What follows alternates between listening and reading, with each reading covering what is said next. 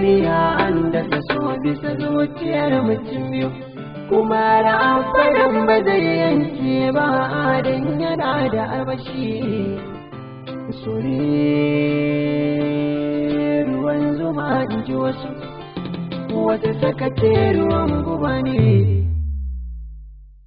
So dangin mutuwa ne shi don ba ya duba rashi, so guba ne kama da madara yake.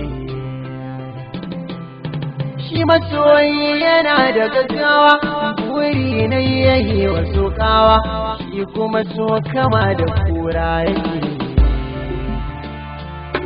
So bai san wata kara ba, ba zai yi raga wa kowa ba, kullum tanadin kushewa yake.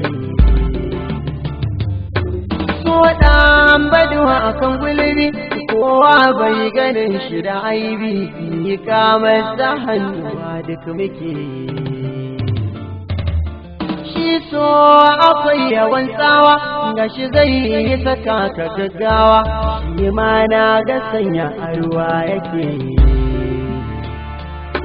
So ne bakin duhu zalla, a fakai ta zai yi ma illa, yawan so baya bitar sassafi.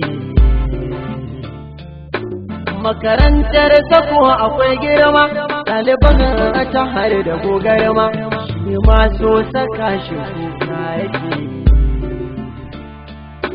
So ya wuce zuma daɗi, zai sa ka dinga karaɗi, daga kaɗan ɗare shi suma ake. Ɗakin saba kwatantawa, da farin ciki ya rusawa, mai yin so zai gane soya yake. Baka yi ba ka gane soya yake.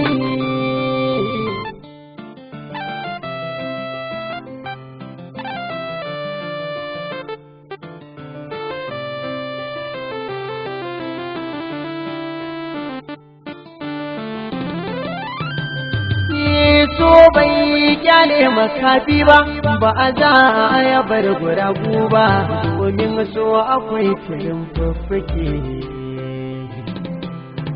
Ba za ka rabe ga yara ba, wanda ba su wata kyara ba, su ma zabirar da su so yake.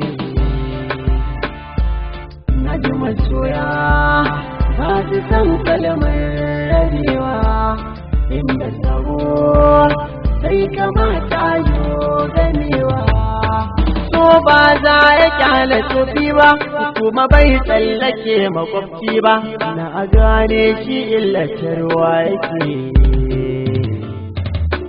A gari na so akwai fadi, kai gudu ya saka ka fadi, inda bai so ka bar shi hakanan yake. So ya darar masa dauki, din yana faɗa da sayaki, ko zaki saka shi ƙaura yake. So na iya raba abota, ya harzika ka kai wauta, shi ya zuciyar masoya take. Ni dai iya tunanina, mai sowa mai gurin kwana, dan ba maganin shigin ya yake.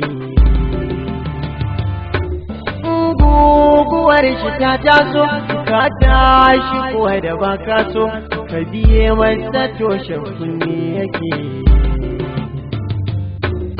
Yana rufe idaniya na sani, so yana rufe idaniya na sani.